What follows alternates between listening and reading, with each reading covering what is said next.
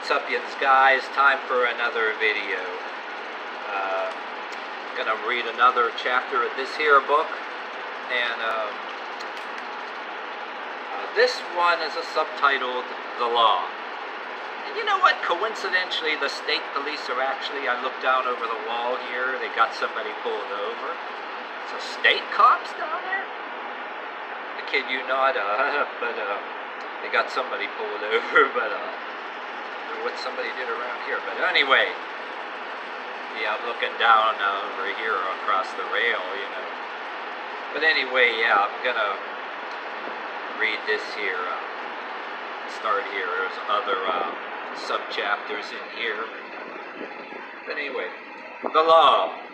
Legal systems are arbitrary rules society has adopted to provide negative consequences for behavior that society wishes to suppress. Laws have nothing to do with absolute right and wrong.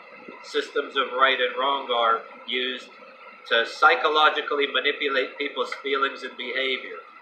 In addition, as Flo Kennedy, lawyer and feminist, is fond of saying, I stopped practicing law when I found out that it had very little to do with justice. It not only has very little to do with justice, but it's also very expensive, which makes it a very effective tool of the rich. Should you be poor and idealistically motivated by principle, you would be in a world of difficulty in our court system. This makes it quite easy for wealthy people to hide behind the lawyers in law, as some executives hide behind their secretaries. In many cases, it is the same person. One doesn't have to be right or wrong when it comes to the law. One has to be able to afford the luxury of good representation. That's why you see the mafia, big business, wealthy individuals, and government taking up more time in the courts than the common criminal.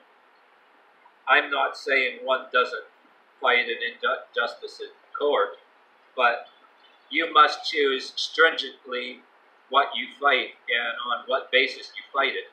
I believe litigation is one instance where you have to mothball principle and morality and approach the problem from pragmatically.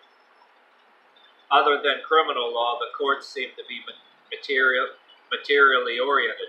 They want to know what material money damage you sustained, not the potential, but actual damages. Therefore, that must be your practical guide as well. However, there are those who easily afford proper representation. The courts will present their law mask to you to try to intimidate you into conceding or withdrawing from your position. What should you do? Subtitle, Counterbull Solution, the author has. Counterbull. Under no circumstances, unless you can't help it, should you be drawn into the legal system. A characteristic of systems, including the legal system, is that they inexorably grind you to pieces. Don't be taken in by the symbol of justice, where the figure is supposed to be holding balance scales. In reality, the odds are mostly against you. Secondly, if someone is threatening to sue you, give every indication that the person, he will actually have to take you to court. Do not let him bluff you. Chances are he too knows what court costs. He will try to make some compromise, but if he still insists, let him take the initial action, which will put you in the defensive position. The best position to be in. He must prove that you are wrong. The burden is on him. At this point, get a lawyer. Don't ever go to court, not even small claims court, without a lawyer who knows the custom, the language, and formal procedures. Many cases are lost for technical reasons rather than substantive ones. If you do not have much money, try the Legal Aid Society or an inexpensive legal clinic. Overall, I would venture to say there are probably 100,000 threats of going to court for every one that actually materializes. If you threaten someone or are threatened with court, unless it's strictly a bluff, beware of getting involved in the legal system. Even if you win, it will leave you drained and beat up. Well, I did hear of a thing where Jim Quinn actually, when I used to listen to Jim Quinn a couple decades ago when he used to be on FM radio, there was a story where that this guy, you talking about that this guy got taken to court. Evidently, he had this guy that he borrowed money off of. It was like loan sharking, I don't know, without getting beat up. But the guy borrowed from some, what do you call it, a nicer loan shark, and paid it back, and it was over. But somewhere years down the line, I'm just saying this from memory, okay, but Jim Quinn was telling this story on the radio. And anyway, years down the line, the guy that loaned him the money was involved in some stuff, whether it was loan shark and other stuff, got indicted on a bunch of stuff that he was doing. That was one of them, I guess. Loaning money without a license, whatever the hell else, list of stuff I don't remember. And even though that had nothing to do with this guy, you know, a bunch of years ago he borrowed money from this guy and paid it off, the guy got dragged into court too. I guess maybe it was in some books they found out somehow.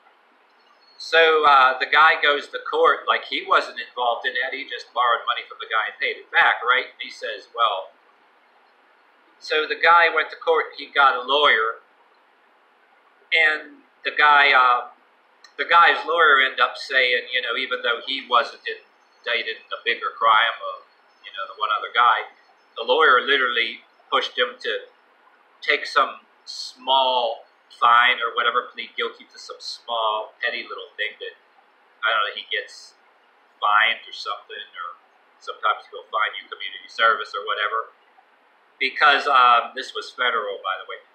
But as Jim Quinn told the story, he says, well, the lawyer told him to just to take the small, even though he was pretty much, you know, like a bystander, he wasn't involved with that guy. He said that the lawyer told him to take that small little fine because federal prosecutors, as he put it, have the tendency to say you beat the rap, have the tendency to find a reason to keep coming back after you anyway, some damn how. And it's better take something small to leave you alone. But then even, so yeah, there is a lot of, that's just one example, I'm just saying it from memory. It would be, say, don't commit any, for one thing, don't do anything that the feds would get you in trouble for. That's common sense. But evidently, this story that I heard from Jim Quinn on the radio, the guy just borrowed money from the guy. The guy he borrowed money from was involved in stuff, and he was indicted under federal. Who knows what he was involved in? But you know, I mean, he borrowed from the guy, paid it back. Evidently, who knows if it was a guy that was a loan shark, say he couldn't pay it back, that he would get beat up or killed or whatever. You know, who the hell knows? But I used to hear those stories about these loan sharks, or you see things on TV that even though you pay it back, and they can say, well, the dangers of getting involved with somebody like that, and say you did pay it back, and you know, they can say, oh, you calling me a liar? Yeah, you know, you still owe me like a bigger interest charge. Yeah, I know, I said that shit on TV. That's why. I don't know about you, but I wouldn't get involved in anything like that, even if they were a nice guy, you know what I mean? But, well, there's a lot of technical other kind of examples of things, too, for petty stuff that it's big business to get people in trouble for, because somebody gets bonuses for so many arrests or whatever, and a whole list of things that I could create a whole video on, but I'd be talking about it all day. You know what I mean?